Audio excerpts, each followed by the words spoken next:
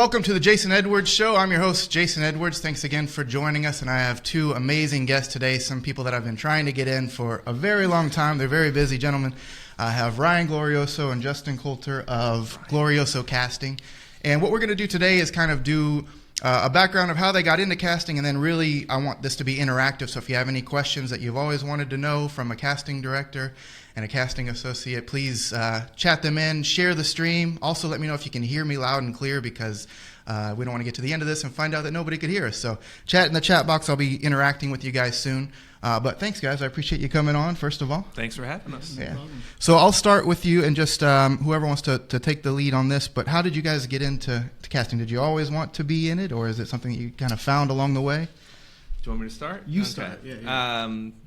I started out as an actor, so I have a sort of a connection with the actors who come into the room. So I started out as an actor as a young boy, probably around 9 years old, did a lot of theater up through high school and college, and moved out to Los Angeles for acting when I was 23. Did that for about 8 years, and learned a lot. You know, pounding the pavement, so to speak, and then I ended up moving back to New Orleans and started. You know, it was just kind of luck, you know, in a way, because things started to gear up with the film tax incentives here. And this was 2004, and I started working with another casting company in 2004, just sort of as a job. And it was kind of a good fit. I really enjoyed it, so I kept working with them. We got along, I guess. Yeah. And then we still get along. Yeah, we still get along. They're still around. Yeah. And then I would say, you know, after Katrina, I ended up in Shreveport, and then kind of made the leap and opened my own company around end of 2006, and have been sort of going strong in casting since then. And what about you, Justin? Did you always want to be? Did you want to be an actor first? Or? No, I'm not an actor. I'm sensitive like one, but I'm not one. He's sensitive. I'm emotional like an actor, but I was super into like video production when I was a kid. I used to steal my aunt's VHS camera and make short films with my brother. Oh, cool. And then I went to film school right after college. After college, I came down here and I fancied myself a cameraman. And I just ended up getting a job in casting, worked with a very nice lady. Did extras casting for a while with Liz Coulter and for Glorioso, and then maybe about 3.5 years ago, he brought me in to do local casting, and I've been doing that with him ever since. Okay. Yeah. And so to some of the audience is people that are in the entertainment industry, primarily actors or filmmakers, and then some are just general watchers, just some of our family, hey, general moms. watchers. Guys hanging No, out. yeah, I mean people that don't necessarily aren't in the industry. Yeah, so sure. what is extras casting? What is local casting? What are kind of the different types of casting? Mm-hmm. Okay, I'd say that there's three levels to casting. Okay. So there's going to be, you know, in any particular show that we do, there's going to be you know, the primary casting director, who will likely be someone in Los Angeles or New York or both. And they usually handle the star casting or the leads, okay. You know, maybe like the top 3, 4, 5. And then local casting for whichever city the production's shooting in will hire a local casting director to handle the rest of the roles. So, you know, it's usually the bulk of the casting, you know, so to speak. Like, we actually audition people and see. It's not like straight offers and that sort of thing. And then the extras casting is a third level to casting, and that's you know, the background, the folks who make up the big picture, and the unsung heroes. Yeah, and yeah, sure. We've done that many times. Yeah. We've done both. You know, my company has handled extras casting on lots of movies, especially when I was starting out, and these days we pretty much only do local casting. However, last year we did a show that's about to come out on Netflix. We went to the Bay Area, and we did the extras casting on a series called 13 Reasons Why. Okay. So we kind of it was a good opportunity, Sure. and we talked about it, and we're like, oh, we should do it. So we went, and we were there for 6 months. Yeah. And we basically, gathered a group of 5,000, 6,000 people. I think that's where we were about the time we left. Built a database, and there's a lot of high school, not real high school, but a lot of They're high just school as types. bad. They're just as bad when it comes to being dependable. Between 18 and 16. Yeah, if they were in high school, then they weren't showing up on time, even if they were in their 20s. Exactly. But our expertise, I guess, in local casting, kind of led us in that job to some of our extras being cast on the show. Yeah. So throughout the season, because we had a core group of extras who would work every time we were in the high school or whatever the case may be, and a few of them ended up being primary actors in several episodes. That's fantastic. So, yeah. And I know we hear those stories. For those of you that don't know what he said, it's basically somebody who stepped on to be part of the background, part of the ensemble type, and then ended up getting some lines and being part of the main cast. It can happen. It can happen. It's a little bit like winning the lottery. Don't bet your life on that happening, but it's happened before. Okay. Yeah. And it's usually someone who's not looking for it. Yeah. It's always the person. You're always the one trying to. I don't know what to do. There's a guy. I was gonna call him a kid. Totally not a kid. He's a kid. He's a kid. He's like 21. Came out to an open casting call where we're seeing 800 people are coming through, and we're just taking pictures and getting them signed up, kind of a thing. And he came to one of those, and he ended up, they ended up loving him. The showrunner, and wrote him into he was an extra in episodes up until they started writing him into episodes with lines. It was how cool. Amazing for him. He's just a guy who's in the military. Yeah. And now he's probably has a passion for acting. Yeah. Now he has an agent. He has an agent. Took his mom to the That's premiere. awesome, though. Those are great stories, and they're inspiring to a lot of people that are trying to get into the industry. And I mean, as you said, it's like winning the lottery, but it's still, you see those, and it's some guiding light, some hope to see that. So that's cool. So for a lot of us, and I'm going to come kind of from the actor's perspective, what does the casting director do in the sense of decision making? Are you liaison to people on the production side, or are you a decision maker that actually decides to cast somebody? How does that work? Yeah, well, I'd say we are a big part of the decision making, just because you've been to some of our auditions. You see how many people we see for a role. Sure. Can't send all those people up to our producers. You can't see all the people. Right. So I'm hired for my opinion and my taste. Mm-hmm. So if I'm casting a role, then we'll decide who to bring in. It may be anywhere from 10 to 50 people. Right. Hopefully not that many. to read for the role, and then we're probably going to be able to send about 5 people. So I need to, and the lines become very blurry sometimes when you're watching that many auditions. It's like, oh wow, he was great, so was he. But they look alike. Okay, who's better? So we have to distinguish, and we have to use our judgment because we're paid for that. You find yourself putting together a package, a bundle. You want the best reads, obviously. You want the best performances, but it's a little different if you have 5 of the same looking types of guys with the same performance. So you kind of you want stuff different, and you want stuff good. Yeah. And it's always nice when your number one suggestion is also who they like. Right. It's like, oh, I got it right. Call your shot from a mile away. As Justin says, big swish. That's cool. So I think to start as a bigger picture, can you talk about kind of the, for lack of a better term, waterfall of how somebody will end up into your office? So you'll get a breakdown, and then it goes out to how does that process work? Sure. So we get a script, and we read it, and then we'll get a breakdown made. Or we'll make the breakdown. Mm-hmm. There's a service called Breakdown Services who does a lot of writing of breakdowns, helps us out with our job. And that basically just says the character descriptions and age range and kind of what the script is calling for. Yeah, exactly. If you have an Actors Access account, it's Actors Access and Breakdown are the same thing. And so we will, on television, we'll have a character conference with the producers before we start an episode.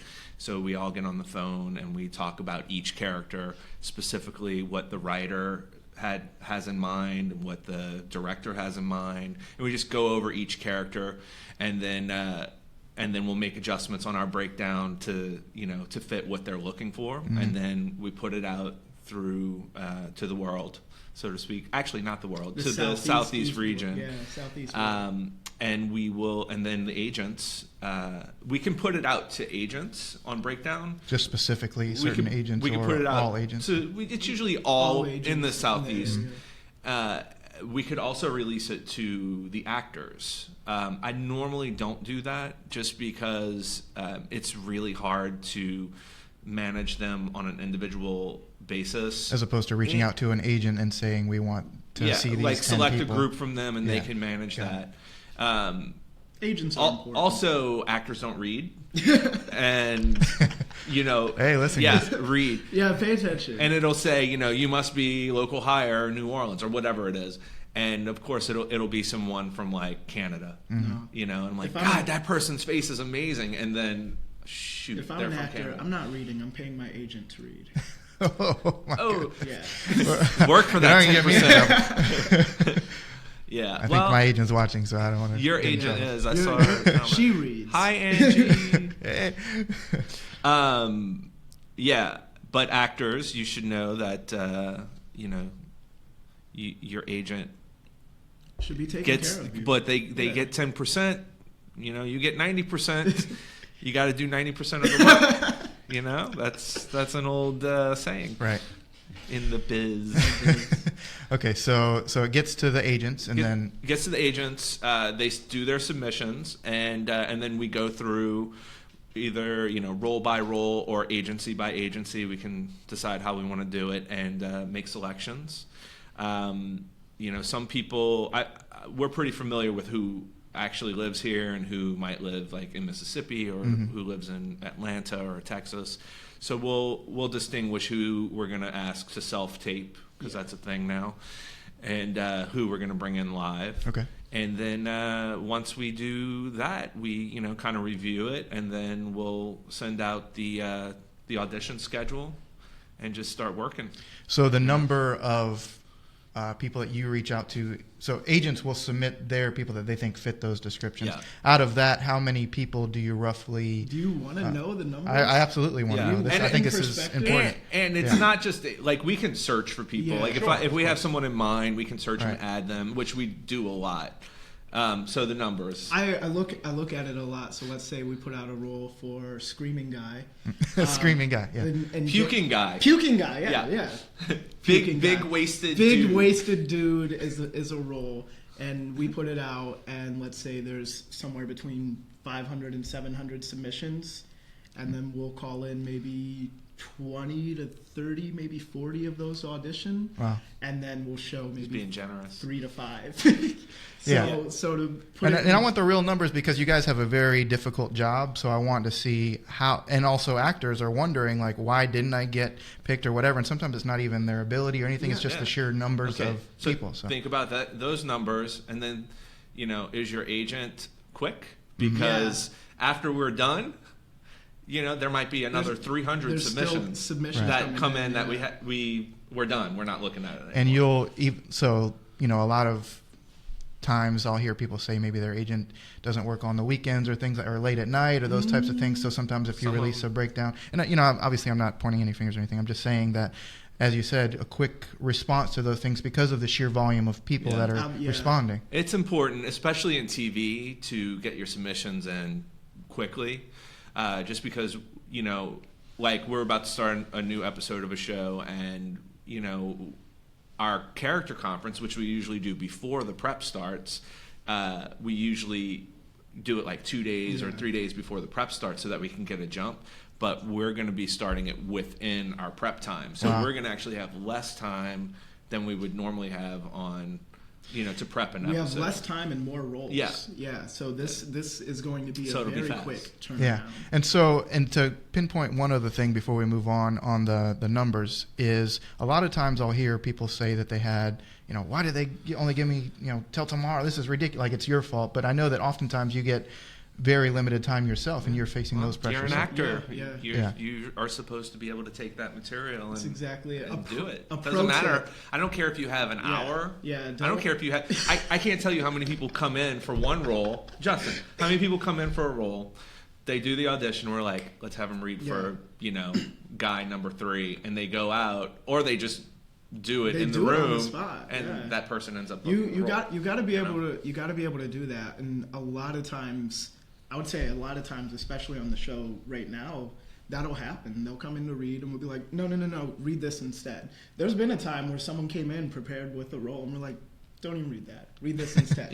And ended up booking. Sorry, but like, don't like complain that. Don't come in and say, oh, I just got these last night. Everybody just got them last night. Well, no, we sent them last night. Like, that is a pet peeve. Yeah, we'll get into a lot some of pet people peeves, will sure. throw their agent under the bus or.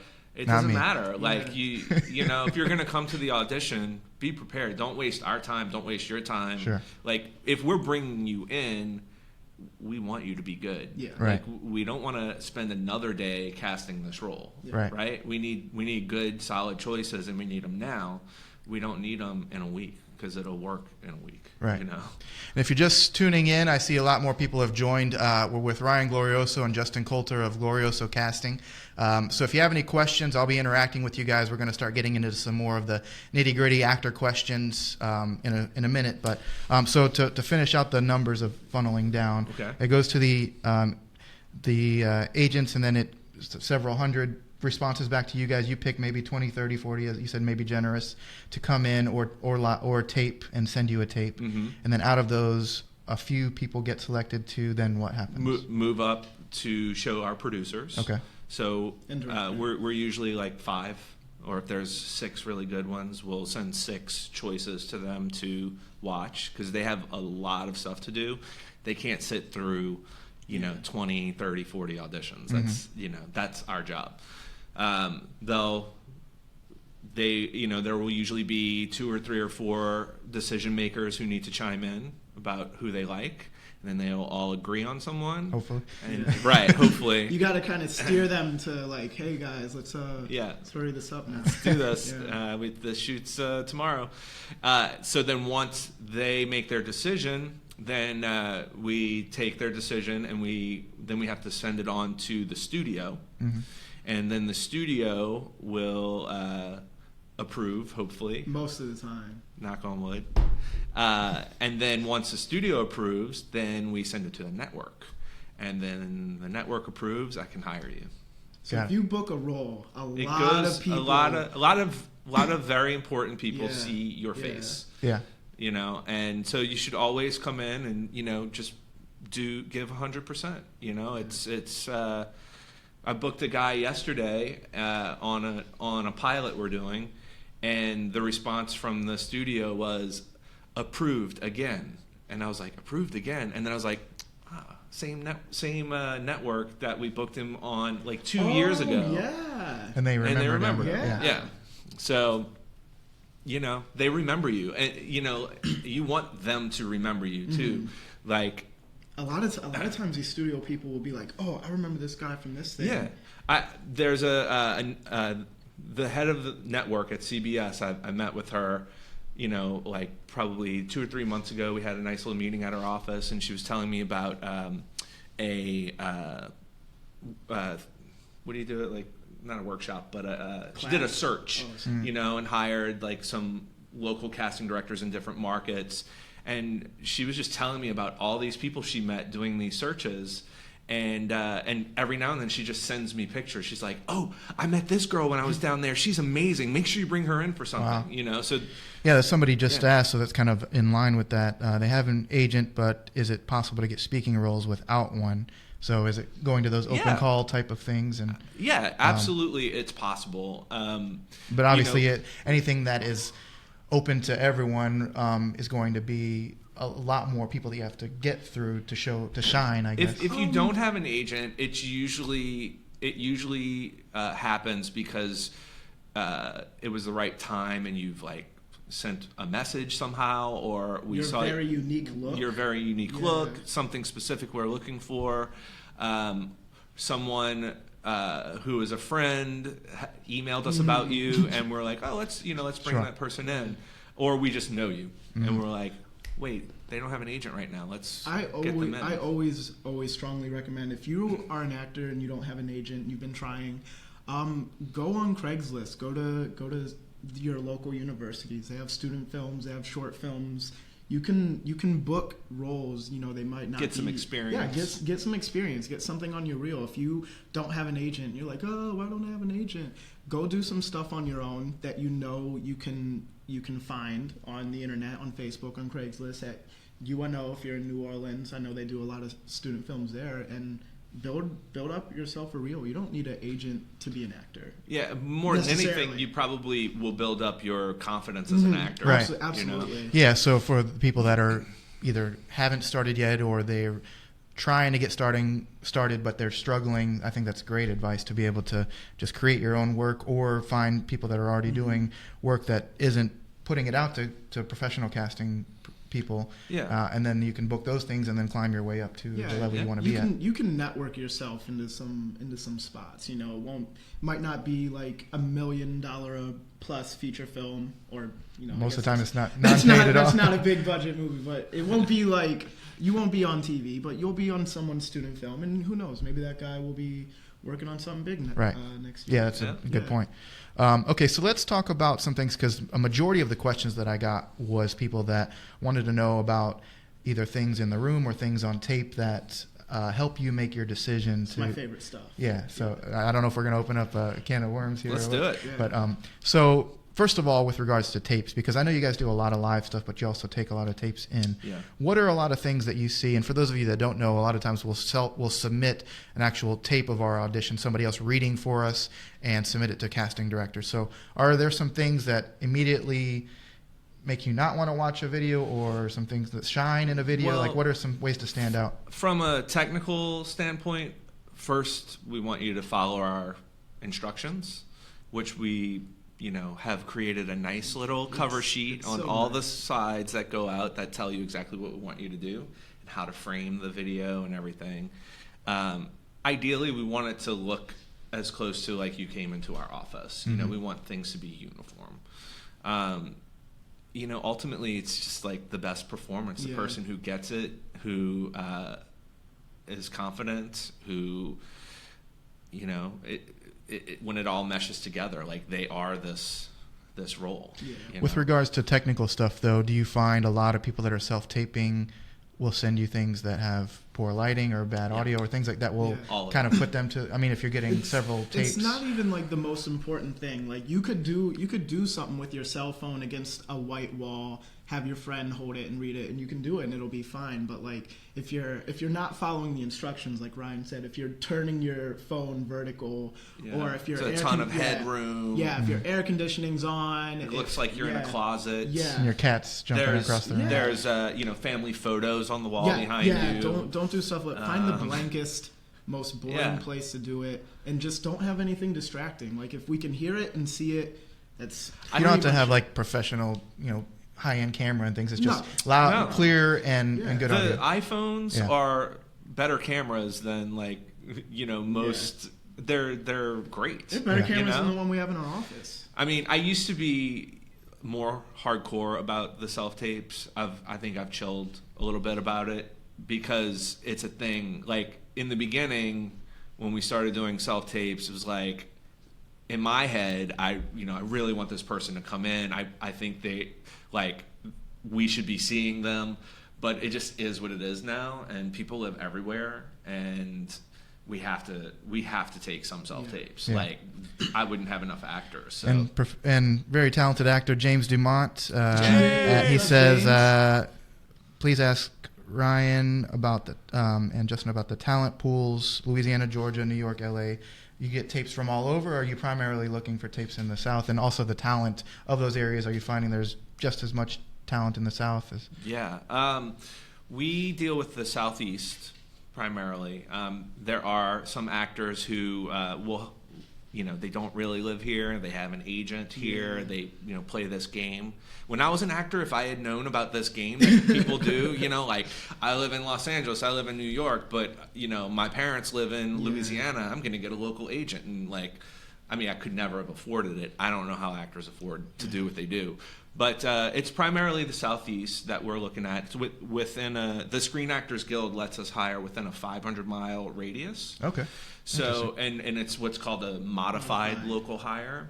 And what that means is if you're over 60 miles away, but within 500 miles, we typically, as long as the producer has the budget for it, we pay if it's a day player, we pay the day rate without any travel days. But they get mileage, hotel, and per diem. A lot of times producers don't have that to pay. They're looking for local hires. That's why they hired us, because we're local casting. Got it. So a lot of times we'll let everyone know, like, hey, this is a local hire thing, and agents will send us their best locals, and a lot of people around here, like Ryan was saying, will work the different areas. So like if you establish yourself and you're familiar with all the New Orleans casting directors, you can get away with shifting over to Atlanta a little bit because they know me, a lot of New Orleans actors work in Atlanta as well, or work in Texas, because we're all in the same region. And I feel great. Like the pilot we just did, they were very open to hiring within the region, which was nice. It eases our minds a little bit, because I worry about putting actors out, if they're going to come and like work as a local hire and that sort of stuff. Like I don't want to make anybody lose money, on a job or anything like that. But yeah, the talent pool as a whole, like the whole region, is really strong. Yeah, I think a lot of times people are surprised by the tapes. New Orleans, meaning New the Orleans producers that come in, they're surprised at what you're giving them. I've seen a lot of talent move to Atlanta in the last year or so, because last year sucked here, and a lot of people I didn't even know left. Like I hired a guy on the pilot, and I've known him forever, and his agent was like, he lives in Atlanta now. Like after it's all done, I'm like, I did not know that. Like when did he leave? Come back. And it's really feeling like this year is doing really well. I don't know. You guys have been. We've been really fortunate. We've been busy. I'm having a great time. Good. Yeah. So let me ask you guys some kind of leveling down a little bit more to in the room and things like that. People that are prepared. 1 second. Is that the camera going off? Yeah. Yeah, look at that. And we're back. For those of you that don't know, I have a 30-minute runtime on this fancy camera, so sometimes it goes black, but we're back now. So, one question that came in was with regards to notification, and a lot of times as actors, we're distressed. We're putting everything into the auditions, and then we don't hear anything until we see somebody else on TV in the role that we read for. So obviously, once something's filming that you probably didn't get it. But do you guys notify that things have been cast, or is it? I'm sure it's a big job to have to do that. Not really. No. If the agent asks, we'll let them check, know. But for the most part, if after you're done with an audition, delete that from your mind and move on to the next part of your life. But keep your availability. Yeah, but stay available for the dates. Don't think about it, but think about it. Don't schedule a vacation or your marriage. How dare you go on vacation? Right after you audition. Yeah. But, and I find most people... Angie. Oh, man, I know about that. She does. No, but it's a tough thing because... Yeah, it's a tough thing because all of us, this is like the moment we looking for, then we get a part we really love, we come in, perform, and then that's all we think about because we can see ourselves, we've already performed that, we can see ourselves doing it. Yeah, sure. So it's a tough thing. I would say just try to enjoy the process as much as you can because, I wouldn't know what ratio the average actor is from auditioning to booking, but I'd imagine it's not close. I had an agent when I was an actor. My first good agent, who used to say, "Just go home and do your laundry." Yeah, just forget about it. Forget about it. I think it was good advice, but I never did my laundry. So So you just thought about the auditions. Just laying awake at night. I thought it was a good idea in theory. I just didn't practice it. So people walking into the room, they've funneled down from that 500 to 700 to the 25, 30, 40 people. Now they're walking in your office. What are some things? I know you talked about the best performance, but what are some other things, like professional things or things, do's and don'ts? I can see you like. Oh, there's a lot of. I'm going to be positive. I'll let him be negative. Oh no, I'll be. Do be prepared. Yes. Okay. Do you know what you're coming into audition for? Know your words. Make some choices, and do your thing. And if we need to redo it in any way, we will. Yeah. So if somebody does a performance and you're giving them direction to totally flip it or do something different, it doesn't mean that they were bad necessarily. It just means you had a different. We like to give a couple of options, or we will. If we are only going to send one take, we want to pick the best one to send. Yeah. Also, just trust yourself. Like, we had a lady come in for something yesterday or the day before. She apologized how many times? 5. I counted. 5 times. 5 times. Every time she apologized, I said, don't apologize. Just let's just do it. And then she kept apologizing. Yeah, that's a pet peeve. And I eventually was like, if you apologize one more time, you will never come back here again. He literally said those words to a person. That. If you apologize one more time, you will not come back to this office. And she was like, and I saw her go, oh, okay, good. She almost let it. She almost did. But I would bring her back. If you come in, when you're practicing beforehand, don't rehearsing. Yeah, you practice sports. Sure. When you're rehearsing beforehand, you're right. Try to have, don't get married to the one way you want to do it. Don't find yourself like, I did this 100 times this way. This is how I'm going to do it. Actually, I always recommend do it 2 or 3 more ways. So if you come in and you nail it and we're like, oh wow, Jason, that was great. And Ryan's like, do you have any other way you want to do it? I mean, it's fine if you don't, but to have something else in your back pocket. I mean, you need to be moldable. Yeah. That's, ultimately when we're sending people up to producers, director, they want someone that they can work with that, on TV, most of these roles that we're doing are cast straight from the tapes, FYI, which is weird. No callbacks. They don't meet you before. That's the other thing. Our job these days is for them to trust us enough that we are sending them someone that they've never met that is going to rock it when they get there, It's not going to be a weirdo. And you're not going to have a lot of attention from them when you get to set. They're looking for you in these specific auditions, if they're a day player, 1 or 2 lines under 5, for you to give us a good idea of what it's going to be on set, right? But they also want somebody who's comfortable and confident that when they get to set, they can work with, that they're not going to be stuck in one thing, And as an actor, you're representing your decision and your sometimes nudging to go with a certain person. Also, your agent that got you in the room. So you're, obviously we know this, but always be professional anywhere you are. But I think that's key. That you can kind of blacklist yourself from everybody by making no. We don't blacklist. Well, that's not what maybe we won't use that term, but I'm saying word. I didn't know if that we was whitelist. Whitelist. No. Meaning, obviously if you're not professional and you if you are doing anything that you shouldn't be doing on set, then that reflects poorly on everyone. It does, and it happened recently. We don't have to get into the details, but there was a person that we had not met, and that person wasn't. We're trusting the agent. Yeah, we were putting our trust in the agent here, and it was very specific. Yeah, that person was a little nutty. Yeah, on just set. a little nutty. Nobody was like, oh wow. They were just like, that's an interesting person who. Off camera. Yeah. In between takes. Yeah. Yeah. So just be cool, everybody. Yeah, be cool. Be yourself. If you're not at a level where you can like demand things, not that you should be demanding things, like blue M&Ms only. be cool, like just like don't ask for rewrites.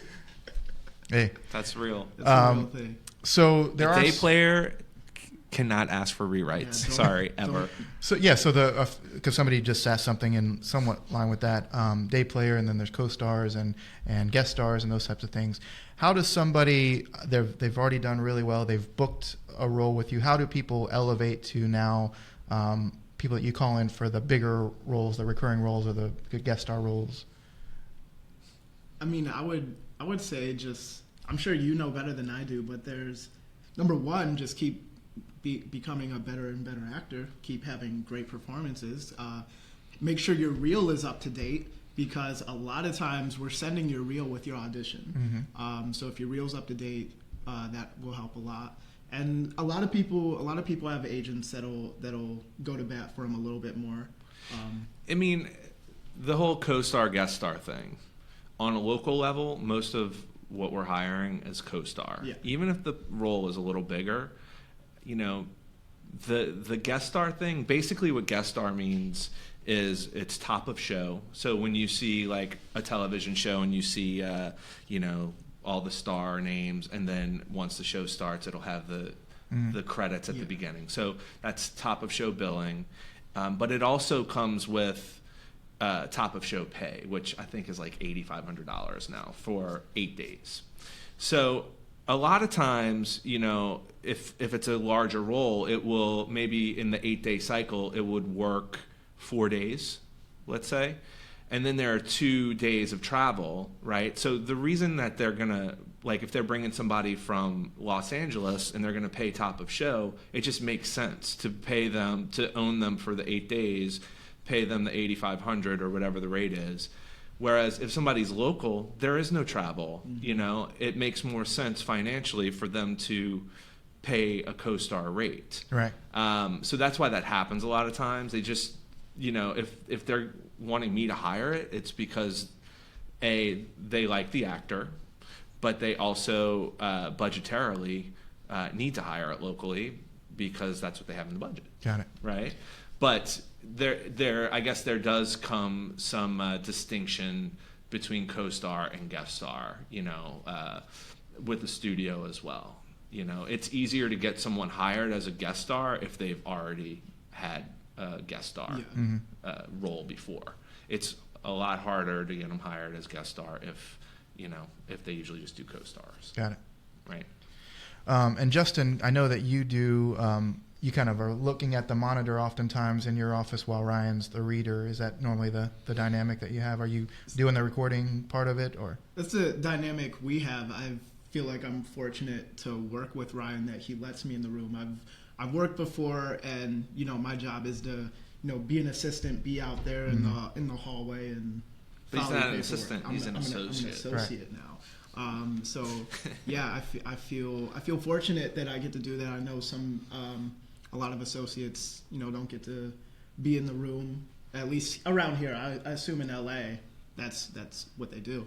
But yeah, that's pretty much our dynamic. Is I'm glued to the monitor.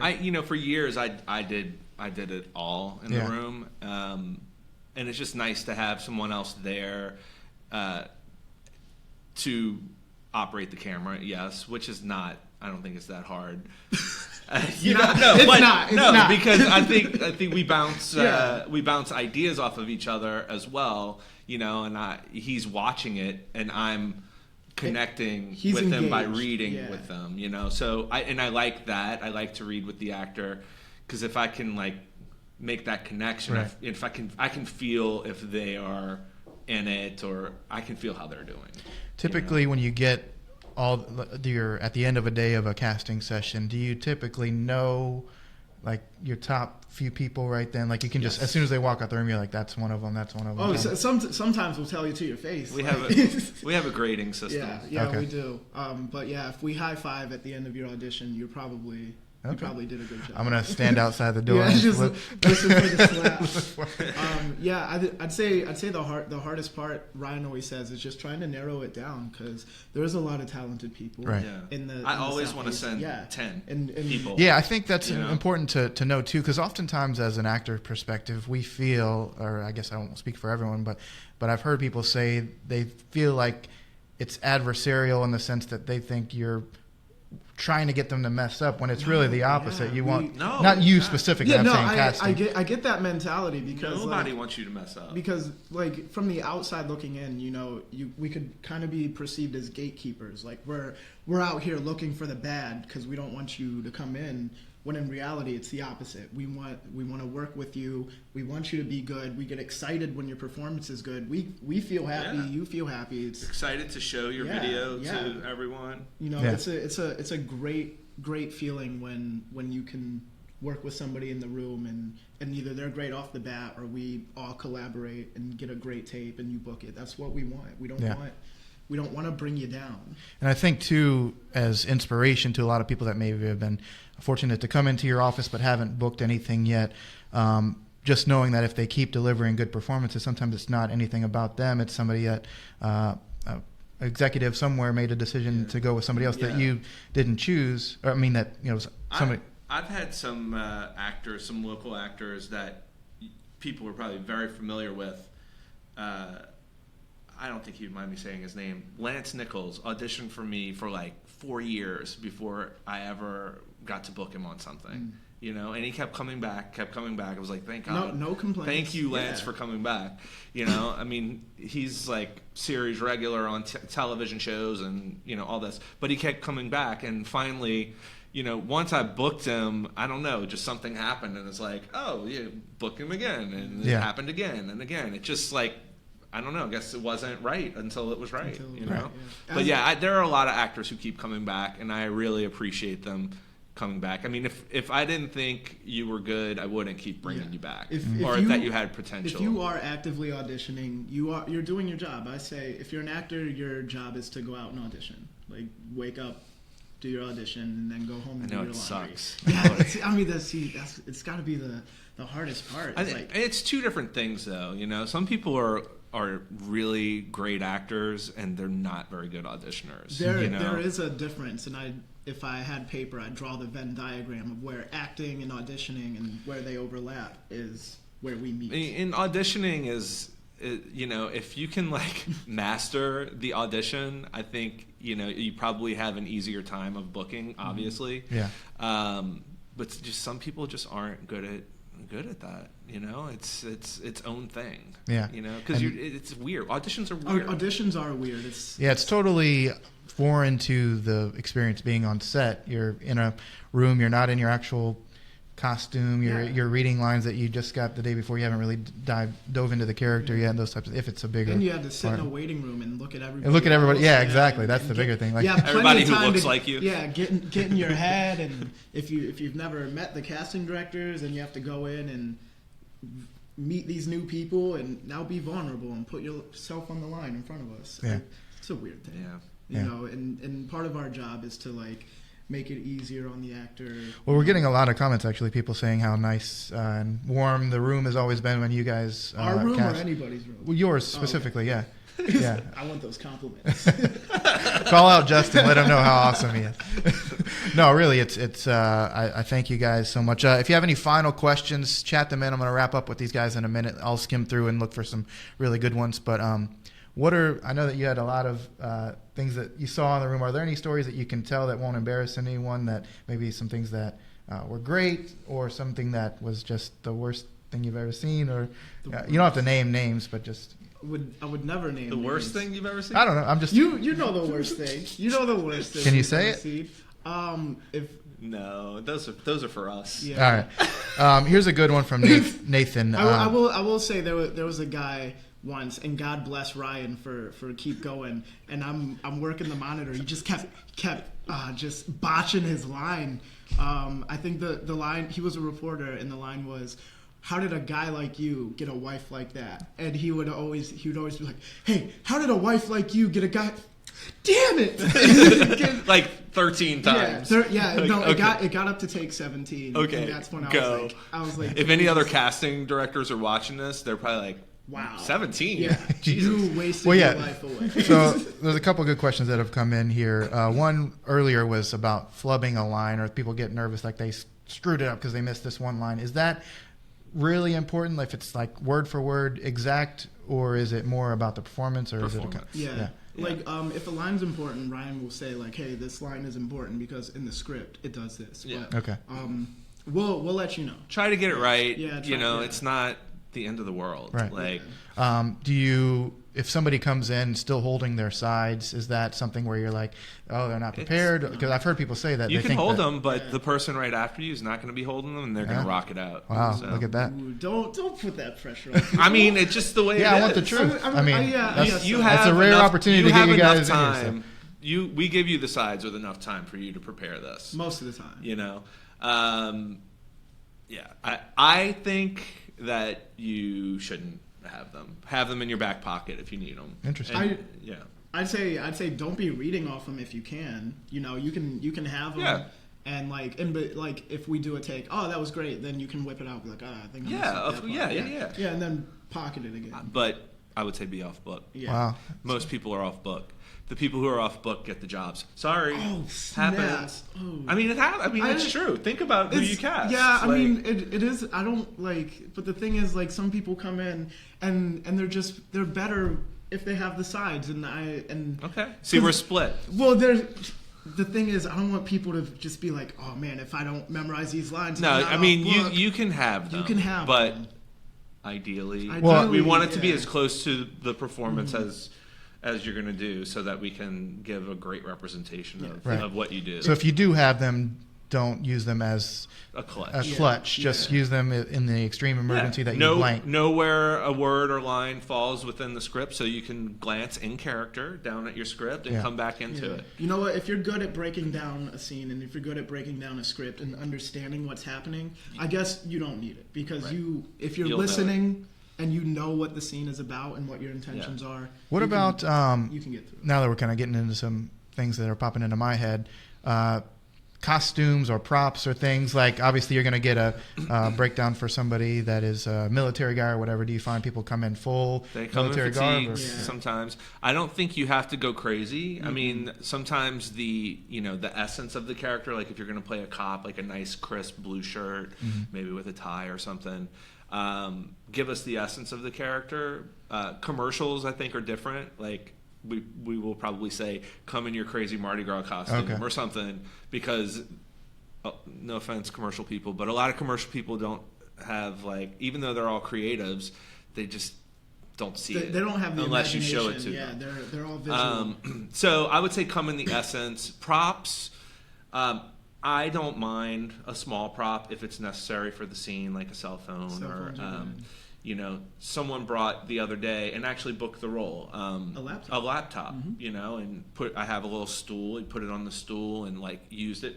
We don't even see it in the audition, but it was there for him. It was help them with the action. Because I'm framed like this, right? And for him to have his hands in motion and doing what he would be doing in the scene, it worked. So. Do it. Don't bring weapons. No, I can't. I have a not even fake weapons. I have weapons. A great weapon story. Yes, you hear it? I'm ready. When I first started out, when I was in Shreveport, I was doing a movie called The Midnight Man, which became what did it become? It became a big movie. What was it about? Anyway, I'll tell you the story. We'll figure out what the movie is. So, if anybody knows what movie The Midnight Man became, please comment it in. Yeah. It has a sequel. Anyway, so there was a guy who, the studio was this old AT&T warehouse. It was huge, a mile. The thing was huge. And we had a building inside. That was our office inside the building, and there were production offices and stuff. And there was a guy, I don't know where he came from, but he knew somebody on the crew of the movie, and he came to my office. He's like, the lead character was a exterminator, who also exterminated people. It was a horror movie. And he's like, I would really like to audition for that role. And I'm thinking like, I'm not casting that role. B, okay, So I was like, great, well, leave me your email and phone number. We'll call you whenever we're seeing people. So I started doing auditions for the movie for other roles. And just out of the blue, a guy walks into my office with a gas mask on and an exterminator sprayer, right?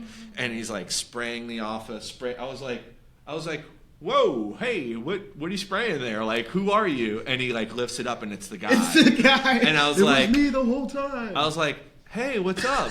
And he's like, I see you're having auditions, and I just thought I'd come in character, right? And I'm like, okay. And he pulls out a book of pictures, like one of those plastic things where you slide the thing, pictures in it, and he's like opening up, and it's all like 8x11s of him and his son, and he's got like big old buck knife, and it's like the first picture is like him holding the knife, then the second one is like him with the son in front of him holding the knife to his throat. The knife is on his like waist too, by the way, in the room.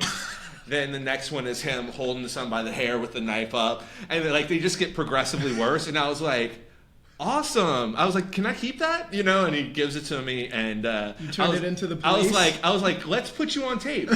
So I put him on tape. Like, I had nothing for him to do. Sure. Slate, do a thing and exterminate the room because bugs. Yeah. It was a dog food warehouse.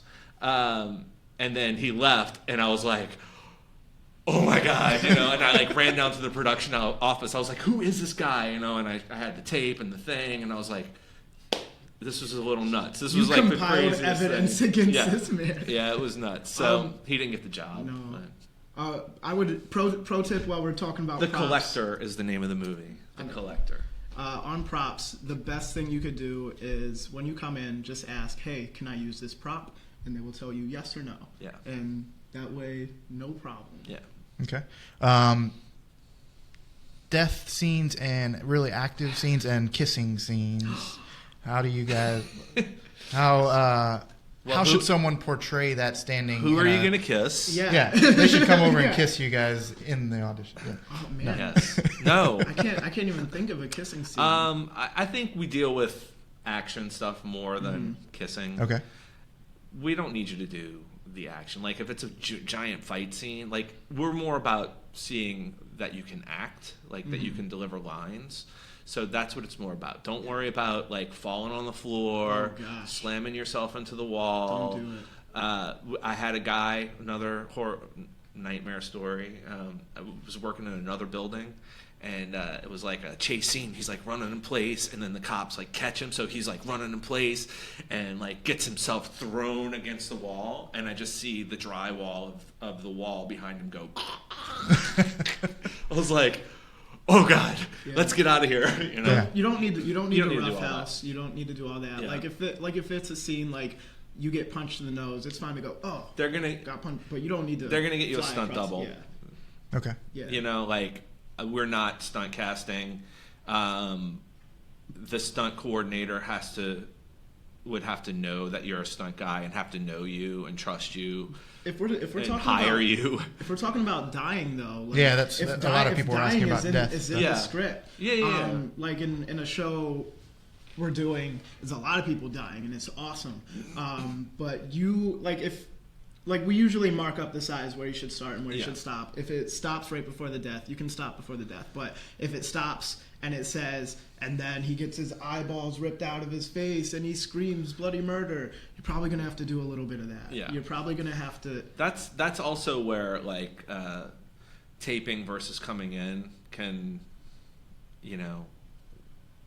coming in can be better because we'll figure some stuff out in the room that we just didn't have a grasp on when we sent the self tapes out, and we'll get these self tapes that are just like, God, I wish they should've Yeah, do that because you could have section. given them a little guidance Yeah. to get to the right place. If you do self tape anything or specifically something like that, you're probably going to send 1 or 2 takes to your agent to upload, but maybe have some in your back pocket. Maybe you have take 3, 4, and 5 just in case. Like Ryan's like, no, this guy needs to retape. His death was terrible, and I would never say that.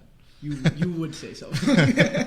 I would make you retape. He would make you retape. And so if you're going to a taping service and you have the time, have some good takes in your back pocket. But I know a lot of times after you're done with your taping service, you have like one good take after an hour because you got married to the one way to do it and you just practice that one way.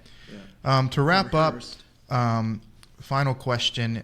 We had the very talented Jeremy Sandy on a while back, and he mentioned that he had read for a role previously. I don't think it was with you guys, but it was for a one-liner or one sentence and ended up booking a much bigger role. How often does somebody come in for one thing and end up getting booked for something else?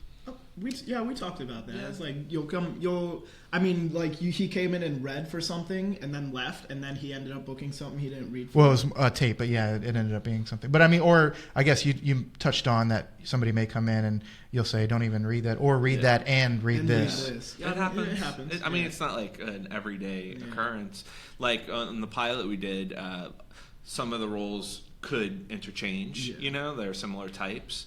Because it's a Navy SEAL thing, So some guys who read a smaller role, the producer would be like, oh, they'd be better for, this much bigger role, And I think one guy ended up booking a very large role that he did not read.